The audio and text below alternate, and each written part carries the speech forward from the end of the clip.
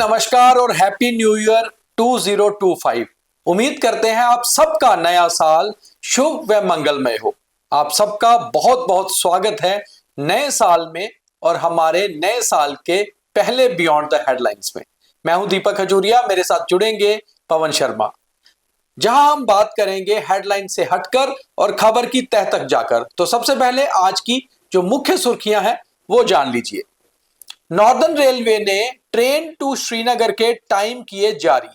प्रधानमंत्री नरेंद्र मोदी 6 जनवरी को हरी झंडी दिखाकर पहली ट्रेन को कटरा से कश्मीर भेजेंगे। उमर अब्दुल्ला की सरकार विजनलेस है, ऐसा कहना है बीजेपी का। साल की पहली पत्रकार वार्ता में बीजेपी ने उमर अब्दुल्ला पर लगाए आरोप और साथ ही साथ कहा मुख्यमंत्री से खुश नहीं है एनसी के बड़े नेता।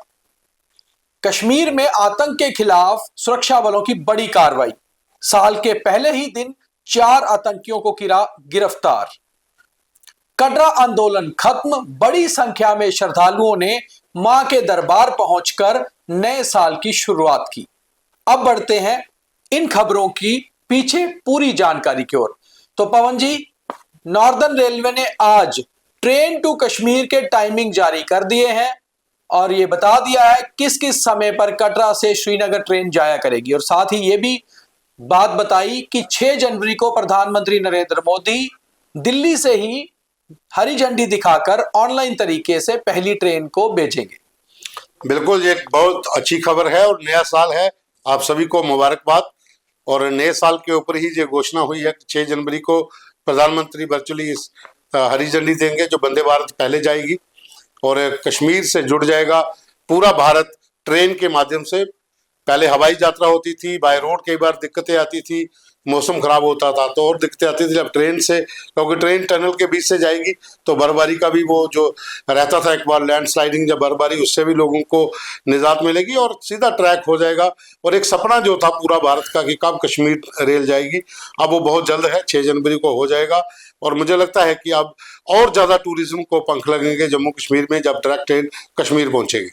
तो 26 जनवरी के आसपास पहली ट्रेन से यात्री कश्मीर पहुंच सकते हैं। 6 जनवरी को इनॉग्रेशन हो जाएगा ट्रायल ट्रेन के जरिए। अब बड़ी बात यह है कि पहली ट्रेन की बुकिंग्स किस तरह से होती हैं, कितनी बड़ी संख्या में लोग इस बुकिंग के लिए उत्साहित होते हैं, ये देखना बहुत महत्वपूर्ण होगा, क्योंकि इस बार अच्छी खासी बर्फबारी भी कश्मीर में हुई है और रास्ते के लुभावने नजारे जो हैं वो भी देखने को यात्रियों को मिलेंगे।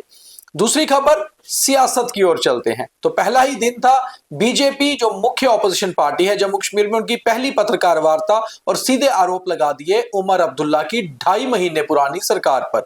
यह कहा कि उमर सरकार विजनलेस है, अभी तक 2.5 महीने में कोई भी ऐसा फैसला नहीं दिखा जो जनता के लिए हो या फिर जो मैनिफेस्टो में वादे किए हैं उसके मुताबिक हो। साथ ही साथ यह भी कह दिया कि नेशनल कॉन्फ्रेंस के मुख्यमंत्री उमर अब्दुल्ला से एनसी के बड़े नेता खुश नहीं है। हाँ बिल्कुल, इसमें कोई शक नहीं है कि बहुत से नेता नाराज भी हैं और वो भी कद्दावर नेता जो हैं। और वजह वही है कि स्टेटहुड नहीं मिल पा रहा, प्रेशर नहीं बन पा रहा, काबीना का काफिला नहीं बढ़ रहा। जो लोग चाहते थे मंत्री बने उनको मौका नहीं मिल रहा और जो 2 बनाने 3 और बनाने थे उसको भी अभी डील बढ़ती जा रही है। कहीं ना कहीं तो और नेता बड़े एडजस्ट हो जाने थे, तो कहीं ना कहीं अंदर से उनको परेशानी है। लेकिन दूसरी ओर भाजपा का ये कहना है कि जो विजनलेस है, 2.5 महीने में कोई मुद्दा हल नहीं हो पाया, जहाँ कोई बड़ा ऐसा प्रोजेक्ट, तो उनके हाथ में है ही कुछ नहीं अभी। क्योंकि जो भी मुद्दे हैं, जो बड़े बड़े मुद्दे हैं, वो सारा का सारा जो विभाग है वो एलजी साहब के पास है। आप कह तो देते हो कि हम ये करेंगे, लेकिन फाइल तो उसी रास्ते जानी है उनके पास, तो वो अप्रूव ही नहीं होगी। तो इस वजह से सारे काम अभी ऐसे ठंडे बस्ते में है और वेट सिर्फ इसी बात का हो रहा है कि कब स्टेटहुड मिले और कब जाकर सही तरीके से सरकार काम कर सके। तो पहले दिन ही साल के जो सियासत शुरू हुई है ये किस तरह से आगे बढ़ेगी, मगर एक बात तो साथ है कि 2025 में भी opposition party BJP Omar Abdullah को आराम से नहीं बैठने देगी। आरोप प्रत्यारोप चलते रहेंगे, इनमें कितनी सच्चाई है ये तो आने वाला समय ही बताएगा। कश्मीर में आतंकवाद के खिलाफ सुरक्षा बल पहली तारीख से ही एक्टिव हुए हैं। आज पहले ही दिन साउथ कश्मीर के त्राल इलाके से जैश ए मोहम्मद के 4 आतंकियों को पकड़ा गया और ये आतंकी बड़े आतंकी सरगनाओं के इशारों पर लॉजिस्टिक और बाकी चीजें मुहैया करवाने के लिए आतंकियों को काम किया करते थे।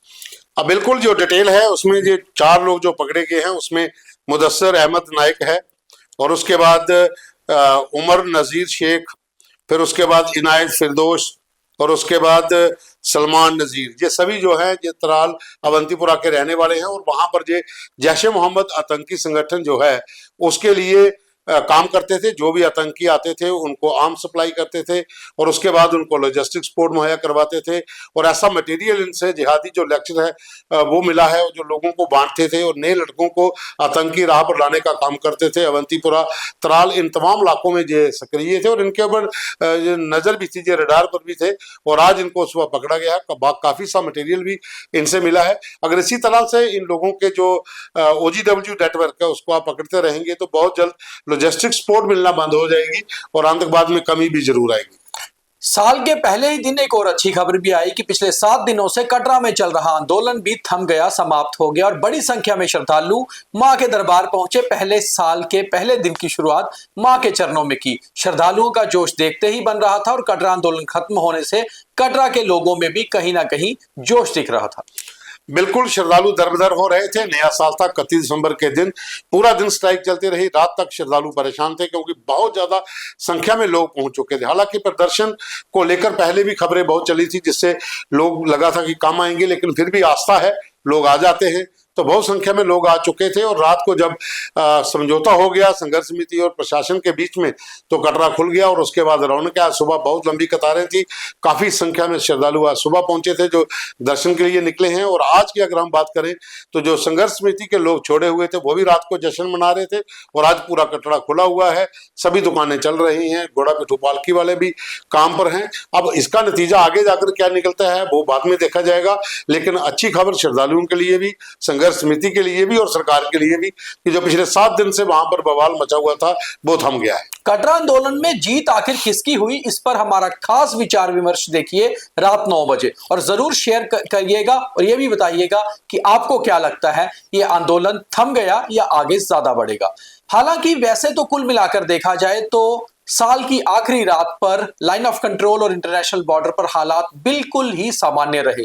अलर्टनेस पूरी तरह सेना और BSF की थी, इसलिए कहीं पर परिंदे भी पर नहीं मार पाया। मगर एक सस्पिशियस मूवमेंट देखी गई RS-पुरा सेक्टर में और BSF ने कार्रवाई भी वहां पर की, कुछ राउंड फायर भी किए। मगर कुल मिलाकर BSF सूत्रों का कहना है कि हालात सामान्य है।